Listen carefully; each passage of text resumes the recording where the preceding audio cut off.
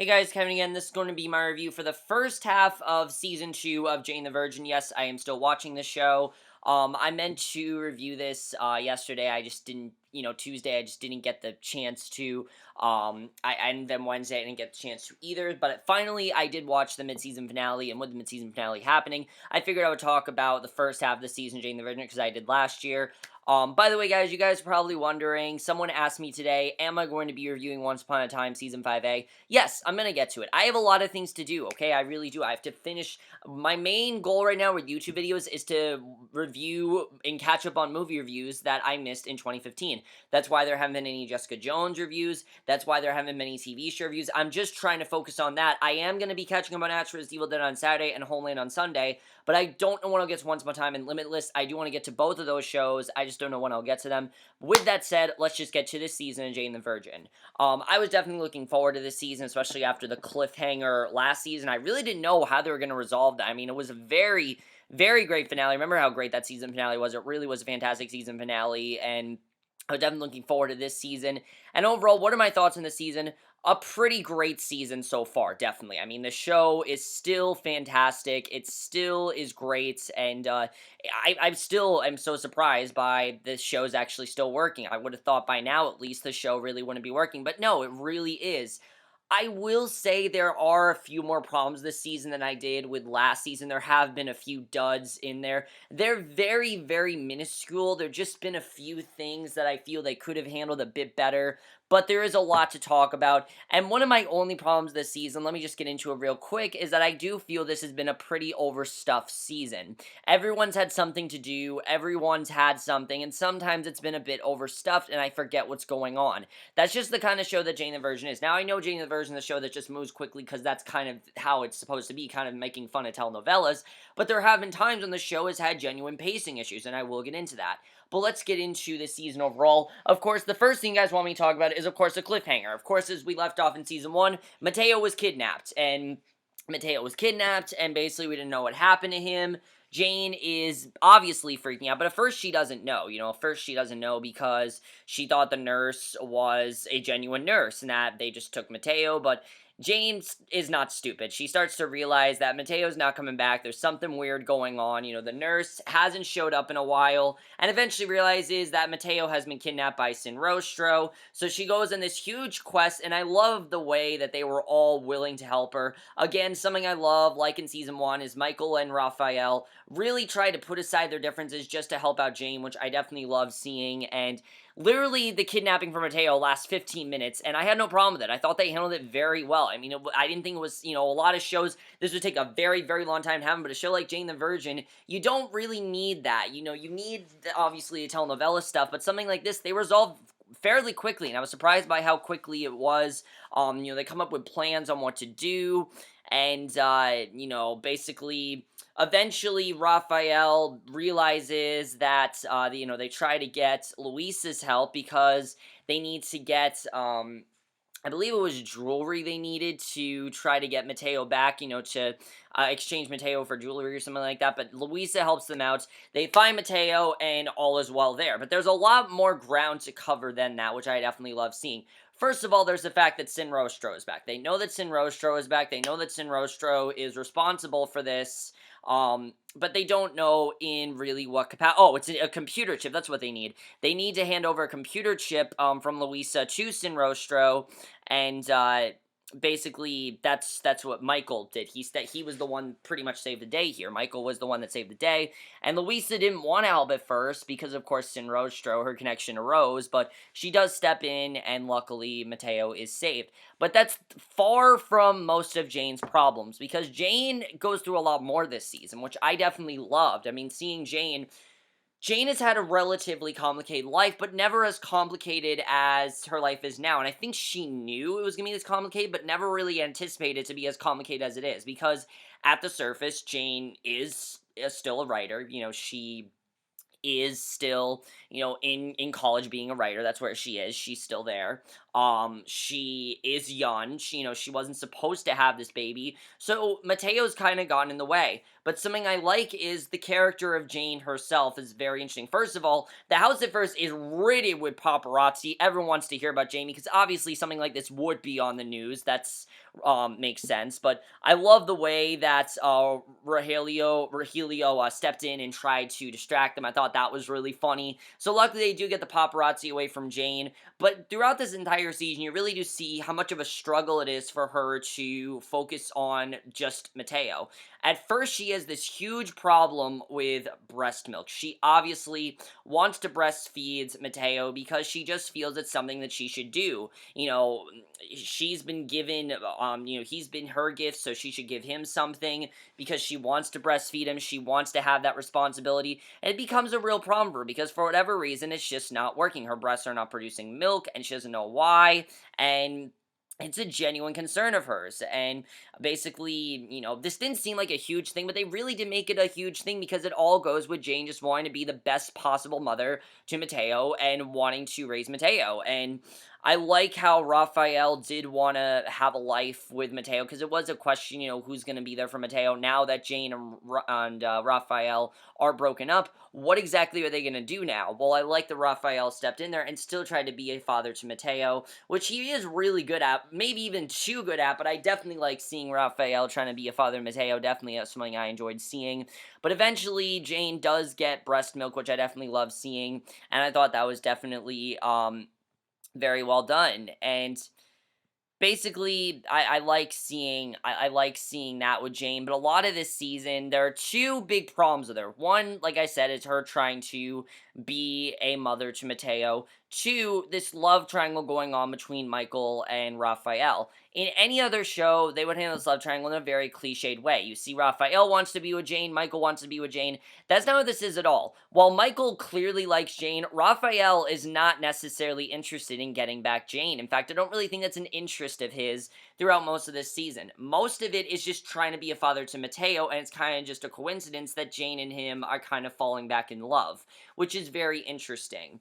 But Jane, in the meantime, is dealing with a lot of things. She has writing to do, like I said. She's in a writer's class, and she wants to make the best book possible, because everything that Jane does, she tries to make it the best it could possibly be, and there are many things that happen, and she ends up missing things because of that, and we'll get into that, definitely. There's a time where, she plans Mateo's baptism, and she wants to be able to get to it, but she keeps, she's worried she's gonna miss things. She enters the graduate program in teaching, and she's worried that she's going to leave Mateo sooner. She doesn't want to leave Mateo because she doesn't want to be the kind of mother that her mother was. Even though, Zoe has been a good mother to her now, she doesn't want to be how Zoe was when she was a child. When she was a child, of course, Zoe kind of, wasn't really there for her. She was a teenager. She didn't really know how to handle a baby, and Jane doesn't want her to be like that. So she wants to be a good mother to Mateo, and you definitely really see that. And the struggle of that really is a problem for her throughout this season. And her writing teacher also is really pressuring her to give the best, novel possible, which I definitely love seeing. It's a very interesting arc that she goes through here, and that's definitely something I loved. And in my favorite episode of the season, which was chapter 26, I believe. Yeah, chapter 26. No, that was chapter 28. Basically, the episode took place in 3 months, and they did have a large time jump for 3 months, but it really is showing all the things that Jane is missing, all the momentous moments in Mateo's life. She wants to be there for, she wants to see him walk. There's a moment where she does miss him walk for the first time, and she feels really bad about it, but then realizes that it doesn't matter that she wasn't there for the moments. It's the fact that they happen, the fact that she still tries to be there for Mateo. She's allowed to have her own life, and I like seeing that. And her family is a bit overbearing. They try to be as supporting for Mateo as possible, but Jane doesn't really want them to be. She wants to be there for him, and they're just all these things that she wants that are just simply too much. And I definitely like the way they've been handling that, in the sense that Jane, like I said, she wants to be there for Mateo. She wants to be a good mother to him. She doesn't really want anyone else to help her out, which is just not possible. When you're a mother, it's just something she hasn't dealt with before, and she doesn't really know how to deal with it. And on top of that, she has Rafael and Michael. Now, you pretty much know that Rafael and Jane, they're gonna still be in love. That's gonna happen. I mean, she obviously hasn't gone over Rafael, so that's going on. But Michael just becomes increasingly just doing all of these things for them. And she really starts to wonder about Michael, if she likes Michael, if she still wants to be with him. And there are two kisses that happen to her. One's with Rafael, which she does enjoy, but then she has a much more passionate kiss with Michael, and she pretty much starts thinking, okay, Michael is definitely the one. Michael's the one for her. Michael's the one that she needs to confess her feelings to. She doesn't really get the chance to confess her feelings to him, and it doesn't really work out, but luckily what ends up happening is, basically, it's actually for the better, because Michael thinks that, realizes that someone is spying on him. We'll get into that in his plot, but he starts to think that Raphael is the one that turned him in. There's this huge fight that they get into, and she realizes that she can't be with either of them right now, and decides to kind of break things off of Michael, goes to Raphael. It seems like those two are going to get together, but then she finds out something that Raphael did with Sin Rostro that I will get into when we get into Michael's plot, and unfortunately, she ends up with none of them, which I like seeing that she didn't really choose one yet. This is not the time for her to do that. This is just another worry of hers, and I like the way they've been handling that. Really, it's been very interesting, and they could have handled it a much different way, but I like the way that's focused solely on how Jane feels about it, not necessarily how Michael or Raphael feels about it. You know how they feel about her. We need to see how Jane feels about this, and I like the way they've been handling it, because of course Jane is essentially our main character. We need to see how she feels about these things. So that's basically what's been going on with Jane. We will get into more what happens in the mid-season finale, but that's basically Jane's thing for this season. Now, as far as the other big thing this season, of course, was Petra. Petra, I was very interested in seeing what they were going to do with this arc. Of course, she had Raphael's semen sample, and you didn't know what she was going to do with it. Because she had it, and at first, she doesn't really know what to do with it. At first, they realize that she took it, everyone's freaking out, and Raphael knows that she's most likely the one that took it and something like that, and she does use it to get pregnant eventually. She does eventually end up using it, which you knew was going to happen, and I thought it was pretty crazy that she did do that, but you understand why she's doing it. She just wants one thing. She hasn't really gotten anything. She's been losing a lot of things, and she just wants one thing. They really made her a lot more of a sympathetic character, because this creates a very cool friendship, a short friendship, which was a problem of mine, between her and Jane. They actually start a genuine friendship, mainly because she wants to get closer to Raphael, but they do start a friendship. It does seem like it's going to go somewhere, but then Jane decides to blow it off. She decides to not be with, that she just can't trust Petra, and that this shouldn't be happening. And it really, I don't understand why they broke it off so fast. I mean, I like their friendship. I like where it was going. I like seeing these two actually on good terms for a chance to knife each other's throats. I thought it was interesting to see that. And then they just abandon it. And that was one of my problems this season. There are things that they start before they actually happen. And this was a very good example of that. It could have gone somewhere else, and it really didn't, and I felt there was definitely more that they could have done with it, and they really didn't, unfortunately. So, Raphael, one of the things I love about Raphael is he is still a friend to Petra. We saw that in the beginning, in the second half of last season, and we see it again here. He wants to help Petra with this baby, and he wants to be there for this baby, and you start to see that this starts to affect Petra a lot more, and her and Jane, like I said, bond over that for a very quick amount of time, which lasted way too short, because I like the bond that they had, but ultimately, they decide that, like I said, they decide that it would be best for Petra to stay in Miami to help her out. They do want to help her out at first.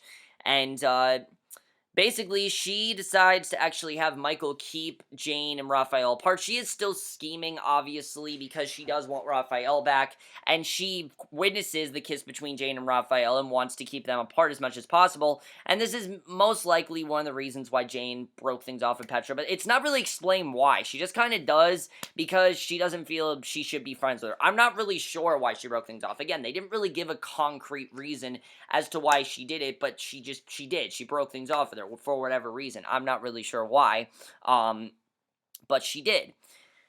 And then, of course, Magda comes back into the picture. Magda comes in the picture, things get really bad, because Magda wants her to help her. She kidnaps this guy, Ivan. She's kidnapped this guy, Ivan, and he's being held hostage. Eventually, Magda kills him. They bury his body, which gets Magda to lose her hand. This all happens very quickly in that episode. Like I said, this spanned over 3 months. It worked very well though, because we didn't need to see all that time progression. Just the progression in general was very interesting, and they handled it very, very well. This could have been something that worked out very badly, but them going, doing these time jumps really quickly like this really got away any necessary exposition that we needed and anything of dragging out the plot. No one can say, oh, they dragged out the plot here, because they really didn't. I think they did a good job with that in this episode. Definitely, it's something I love that they did there. But now Petra has a lot of things to deal with. Ivan's just died, and she constantly has this death in her head, because this was not someone that she wanted to kill, but her mother wanted her to kill him. And Petra also finds out this season that Magda was the one that pushed Alba down the stairs. She realizes this, and she's freaking out. She doesn't really know what to do. She really doesn't trust her mother, but she can't not work with her because it's her mother, and she knows how dangerous her mother is. So she really doesn't know what to do here, and I like seeing that genuine conflict throughout the season. She almost marries Milos. Milos comes back, and she actually decides to marry him. She actually tells him that, look, we're going to marry him. We're going to do whatever we can to marry him, but eventually Magda convinces her to get away from Milos, to get away from him, to just, she breaks it off very quickly. The two are divorced, before they're even married, and that's what happens with Petra. Now, we'll get into more what happens in the finale, which is really great. I will definitely talk about that. Let's talk about the Sin Rostro of it all, because the Sin Rostro stuff is very, very interesting. We have quite a few things going on in the Sin Rostro plot that all was very great. First of all, we have this whole thing with these two assassins. Not only do we have Sin Rostro, but we have two more assassins that are clearly going after Jane, but we don't really know who they are. We know they're working for Sin Rostro, we just don't know who they are right now, which I think is very interesting, and the way we're doing that is definitely really great. They hold Luisa hostage, who I love Luisa. I really hope she becomes a main character, because I love that they gave Luisa more to do this season. The thing with Luisa last season, that I just felt her stuff didn't really go with the rest of the season. That's why I didn't like her character as much. But this season, it really has. I've really been loving her. The actress that plays her, I think, is really funny, and I always love it when she thinks that, this whole time she thinks she's being held hostage by Rose, and obviously she still likes Rose, even though she knows that Rose is Sin Rostro. She still has these sexual feelings for Rose, which is hilarious, and the whole time she's like, oh, this is really sexy. I thought that was really funny, but eventually she realizes that she's actually being hostage by, the assassins, and she's freaking out, obviously. She wants to get away. I like they handle this in a more comedic direction, though. I thought that was definitely very funny, and I definitely love seeing that. But yeah, she does, they do abduct Luisa, and luckily she does get out of it. I was wondering if they were going to kill off Luisa. I'm like, please don't kill off Luisa. She's like one of the funniest characters on the show, and she does eventually make sense of the situation, and she's trying to learn the identity of, like, her captors, and she basically gives, she is released by the captors. She's released. They release her. She doesn't, she gets away. They actually just release her because they just don't need her anymore, and basically we then see the Michael of it all, which is very interesting what happens with Michael. Nadine, of course, he knows that Nadine is working with, was working with Sin Rostro. She's still working with him, but she actually dies. Nadine dies. She dies, trying to save him from Sin Rostro, basically. She was trying to save him, and she dies, and you can really tell that Michael is affected, but he's a detective, so he's seen things like this before, and he needs to move on from it. I like that he moved on pretty quickly, mostly because of his, thing with Jane, how much he cares about her. But basically, Michael, what ends up happening is he's assigned a new partner, Susanna, who he's a bit, just feels a bit different, and we eventually realize that she's actually there because they're investigating him for being corrupt. They think that he might be a corrupt cop, and they're investigating him for that, and that's why she's actually working with him. And when Michael finds out about this, he automatically assumes that Rafael is the one that turned him in, freaks out about it, and that is one of the reasons why Jane decides to not be with Michael, because he's freaking out about it. We eventually learn that it's actually, this other guy. I don't remember what his name was, but it was someone that Jane connected with, and he is arrested for that because obviously he was the one that turned him in, and is clearly working with Sinrostro. He is working with Sinrostro, and he was in a writing class. They formed a bond, but he got away. But he did, I believe he was, in jail or whatever. He goes to jail, they arrest him, and basically that's what happens with Michael for the most part. Pretty much everything that happens with Michael is in that. I also loved of course, the bonding between Rogellio and Michael. Really great stuff there. Let's get to Rogellio, because everything of Rogellio was so funny. Some of it was a bit unnecessary, though. A lot of my problems this season involve Rogellio. I love Rogellio as a character. I think he's a fantastic character. But the use of guest stars, this is not that kind of show to do that. This is not the kind of show that needs guest stars. So much happened in the show already that when you put guest stars in it, it really doesn't work. There are two specifically. One, Kesha. What was the point? What was the point of her character? I don't know what the point of it was. She was literally there for one scene, and that was it. I did not think it was interesting. I didn't think she needed to be there. My biggest problem was Britney Spears. I understand they want Britney Spears on the show. I understand they want to give an audience, but you already have an audience. You already have people that are going to watch the show because of one reason. Gina Rodriguez. That's enough reason to watch the show. Gina Rodriguez gets nominated anytime, she's got nominated again for Golden Globe. That's enough of a reason for people to watch it. People are going to be like, okay, I need to watch this show. If they're not watching, they're going to be like, okay, I need to watch. You don't need guest stars to generate an audience because you already have an audience. You don't need guest stars. It really felt unnecessary with Britney Spears. Basically, Britney Spears is literally there because her and Rogellio are in this feud that he thinks they're still in, and eventually realizes that Britney Spears doesn't even think about it that much, and they do eventually, but then eventually realize that she does. They do resolve things, and it just felt completely unnecessary. I don't know what the point of it was. I don't know why she was in there. It had literally nothing to do with Rogellio's plot, and I don't know why she was back. I really didn't feel like it amounted to anything, and it really just felt like they just got her on because they wanted a guest star, and Britney Spears wanted to do it. And fine if she wanted to do Jane the Virgin. Yes, it was a better use of her than the Glee episode, but it didn't feel necessary. This did not feel like the kind of show that needed that. And other than that, though, I loved everything going on with Rogellio. Rogellio and Zoe, as we know, did get married. They eloped, and they don't remember it, but basically they have to adjust to married life, which is very hard because of Rogellio going back on his TV show. Basically, Rogellio, his ex-wife, I can't remember her name, he always mentions it, but I can't remember her name, and I'm not going to because Rogellio even says don't even speak of her name, so I'm not going to say her name, but she comes back, and right away there is some tension between these two because they have to act like they're in love with each other, and this is definitely a problem for Zoe and Rogellio. They have to act like they are in love with each other.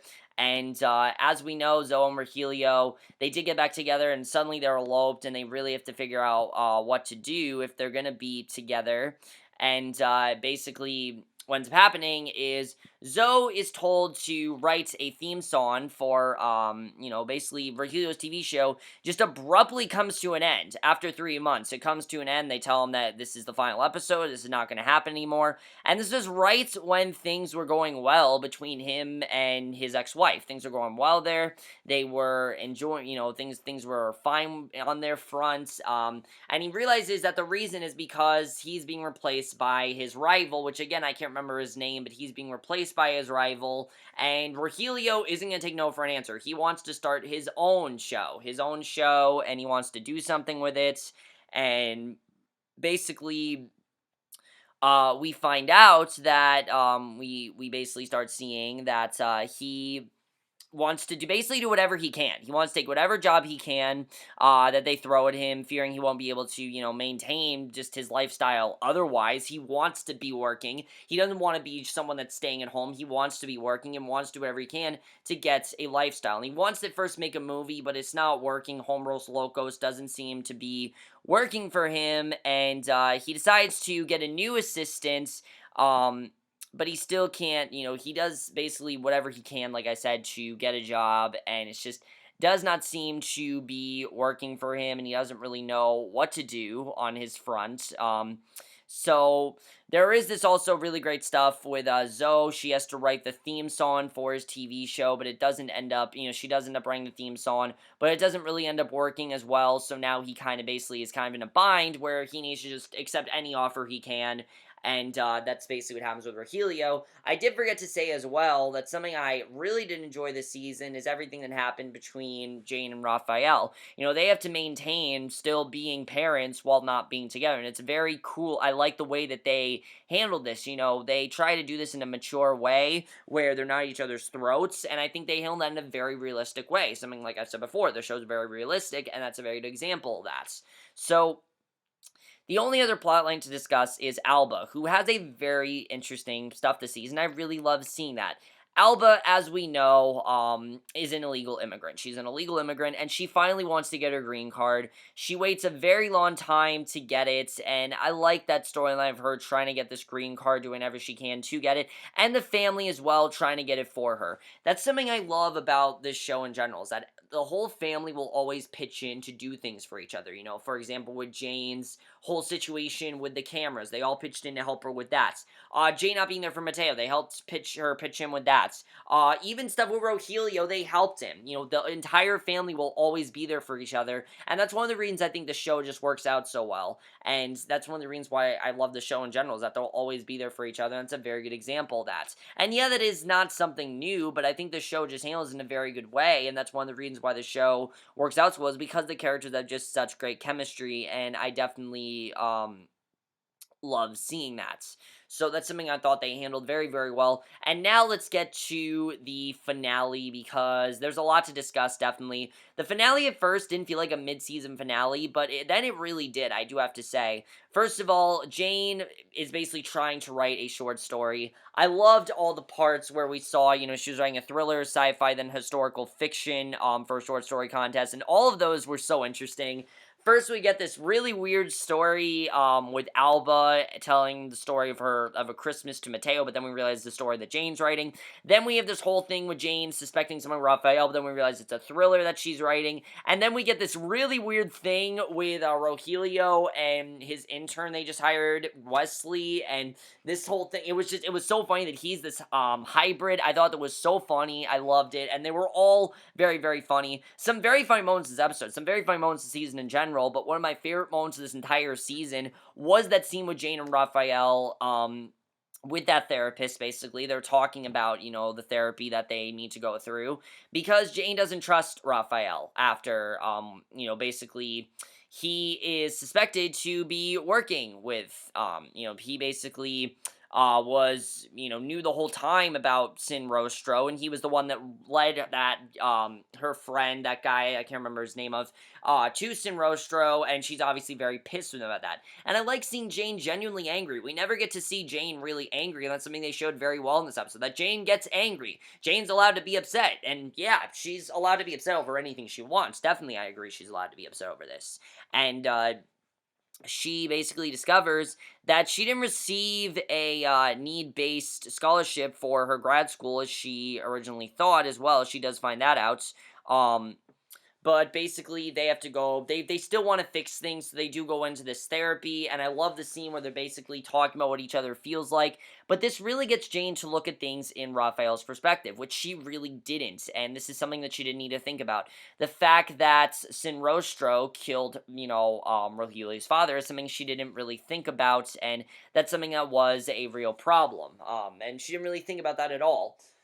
And then we get to this whole, so that was definitely something that she learned, but it definitely seems like things seem like she's gonna pick Michael, despite her trusting Rafael, it does seem like things are gonna be a lot better, she's choosing Michael, because Michael is the one that fixed the ornament for them. Michael has just done a lot of things for her, and I feel like Michael is just the better choice in general, because it seems like, as far as Rogellio's going, as far as Rafael's going, things are going well between him and Petra. In fact, I could see these two getting back together. I really could. Just the way things are going, and the way that Petra's matured in general. She really has matured. She doesn't really know how to feel about her whole situation with Magda. And her scene with Rafael might be my favorite scene with Petra yet, where she's basically confessing her entire, everything she's done.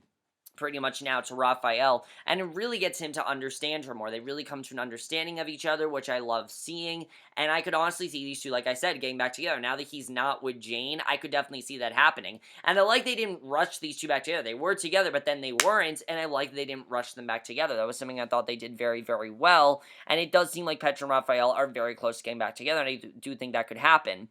Now, meanwhile, we do have this whole situation going on with Michael and Luisa, because Luisa and Rafael have discovered that their mother that they thought was alive is still alive, and it seems like she is alive, but then they find, they find the drug, they want to find the drug lord, Mutter, and, what they end up finding out is that their mother is not where they think she was. She obviously was used by Mutter, and that she was switched with the drug dealer, and basically they need to find their mother because she obviously is alive, and they don't know where she is. So, definitely I thought that was a very interesting reveal. But then, of course, we get to the ending of this, where, first of all, I love that Rogellio first didn't trust his intern, but then did trust his intern, Wesley, so it does seem like, things are gonna go well between them. Hopefully things go well between Rafael and his intern, because he is a good writer. His intern is a writer, and he probably could help out Rafael with what he needs his help with, so definitely I could see things going well there. And then, of course, everything seems to be going well. Alba gets her green card.